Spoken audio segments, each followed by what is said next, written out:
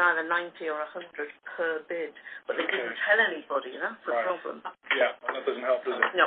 But even if it is that much, and they achieve that much, it could subsidise schools. No, help.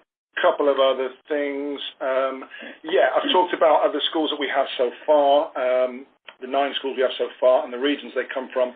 Our challenge continues to be Greater Manchester. We have had 2 declines from current partner schools. As is well known, we only have 5 schools anyway. We have struggled year on year to grow there, and at the moment it's a little bit of a worry. We are putting a lot of time into trying to target Oldham as an area of Greater Manchester that's also an opportunity area. We have meetings and appointments at both schools and with the opportunity area lead there. And also in Stoke-on-Trent, where we have some individual school interest, and also we have appointments with the opportunity area leads there too. And if we were successful with Stoke, we would attach that as an outreach from Greater Manchester. But we're struggling in Greater Manchester itself, and I'll be in a better position in certainly a month's time to know what our likelihood of making Manchester schools happen. However, if we don't, we've then got to consider, and I'm just putting it on the table, it's not for discussion now, but it's something to consider, and people might want to go away and think, and that is, we have to consider there's a lot of interest in West Midlands. West Midlands is growing, but there is always a capacity around our ability to get sufficient recruits, and we don't want to promise things we can't deliver.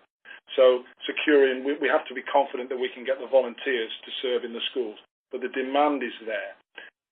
In London, there is also huge demand. We haven't even marketed to London, and we're halfway to our target. Half our schools haven't responded to the early discount sign-up, and they will do with yes or no in the next couple of weeks. And we have numerous schools that we've been talking to who have shown interest, and that's without marketing. So we might, in the endeavour to get 32 schools, the challenge with London has been, A, recruitment, and B, the cost of providing teams. But we may have to revisit that to make 32 if Manchester continues not to deliver.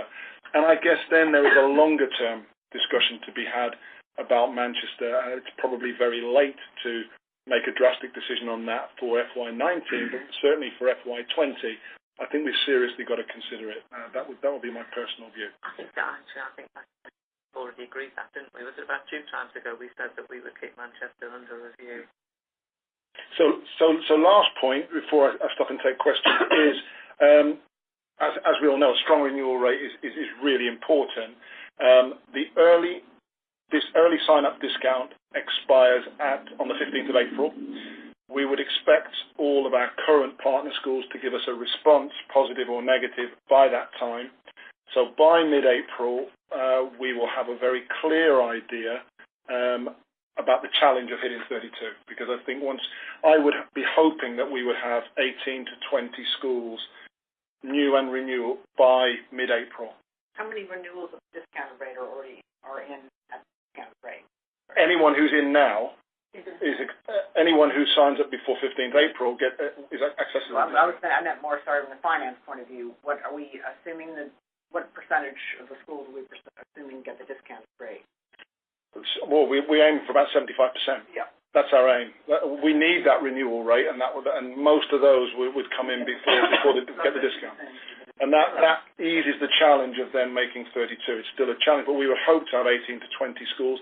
So looking at both the volume and the region of those schools in mid-April will give us a clear indication, I believe, looking back year on year on how the pattern's been, on how many we're going to get total and where those schools are likely to be, and particularly around the challenges in Manchester. Just because we're short on time, one thing I would say is, I think given the target, that's another good example where it'd be great, Gordon, if you could come back, just an email update to the board ahead, so we don't wait till June, so the other committees find out what's the result of that, and then that could be, if it turns into a London regional thing, that's a great thing where we might, to this point, get a task force on strategy, or I think we might need to review it. So end of April, I'll get that out when I've spoken to SLT about where we are, and then great.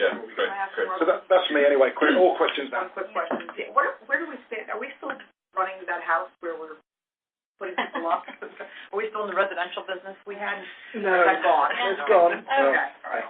I thought we thought it went so well. Yeah, what was the... We ended up with, I think it was a house 4 or 5, we ended up with 2.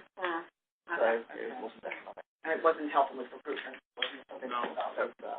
And there was student bickering with in-house as well. I know there were some challenges. My geography is very limited. So Coventry is close enough to everything that we don't have to... Coventry is a West Midland region. It's very simple to yeah. 20 minutes. Yeah. I had a few questions. The first one is, I guess some things tied together, especially with that idea of the new ones, maybe in Stoke Trent and Derby, and just understanding the feedback, the constructive feedback, as you put it, on the smaller teams and the shared IO model, as that would then lead us to think about how far we can expand Caroline's point about serving a new school kind of off on its own. What is that sort of feedback, and what specific concerns did they raise? The feedback from the schools that have tried the shared IO this year. And the IM themselves did some impact. Well, I think to summarise that one, schools who've come in new to the programme this year, who have had the smaller team and the shared IO, part-time IO, we've had absolutely no problem. But of course, if you're used to having a whole cake and you're given a slice of cake instead, you're going to be hungry. So there's a little bit of that from some of the schools where we've said, well, try, do this, it'll save you some money, but it works for us, let's trial it.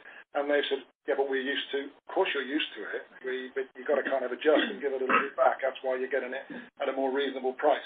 So most of the negatives may be a bit strong, but most of the less positive feedback has been from schools who've been used to having a full-time member of staff in school all week. Right. And now they've got them 2 days a week. It does make a difference, but it means that I'm very confident that it works, because in schools who know no different, we've not had a single grumble.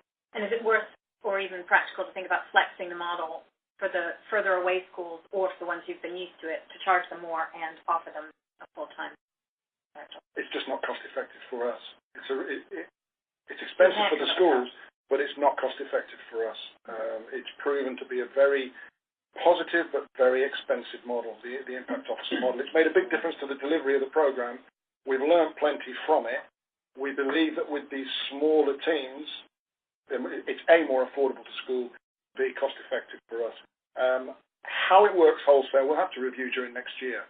But I wouldn't really want to consider that, because I think it's money that we don't have to deliver those size teams anyway. But I do believe that what we've got can work very well. Coming back to Manchester, where the 2 schools who've declined in Manchester have said they want a bigger team, but they haven't got the money. Well, you can't have both, right? We are offering, as well as our standard team, and I said this at the last meeting, of 5 volunteers and a part-time impact officer per school, we're offering bespoke models, and we're pricing it if people want it. And some schools have said, yeah, I would like 7 with a part-time. That's fine. And they're paying the money. There's no problem with that. But actually, just to put a full-time impact officer, we just can't. It's simply not cost-effective in the situation we're in. And going forward, I don't believe it is. And the second question was just, what is that cost differential? And you kind of touched on it, but what are the criteria for when we would decide to flip that question back of where the geographic focus back to London, perhaps? Sorry, I'm not sure what the question is. The cost differential in London. Yeah. What exactly is the cost differential? Well, Michael's the money man. He can probably tell you more than me on that, but it is more expensive to produce a team because London is more expensive. So Mike, travel's double, right? Yeah, travel for volunteers is about 50% more, a bit more even, and also the cost of an impact officer is a lot more.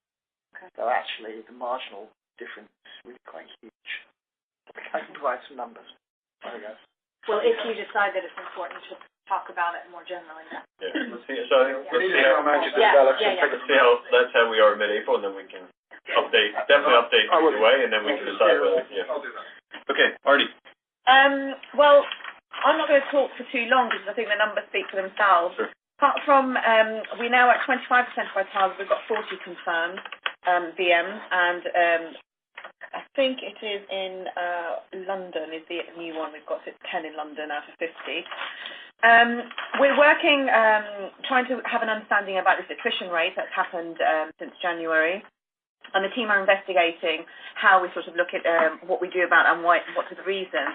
So we have 6 mini working groups within the recruitment team, and it's focusing on those particular areas. Is it the type of interview questions? Are we able to identify sooner?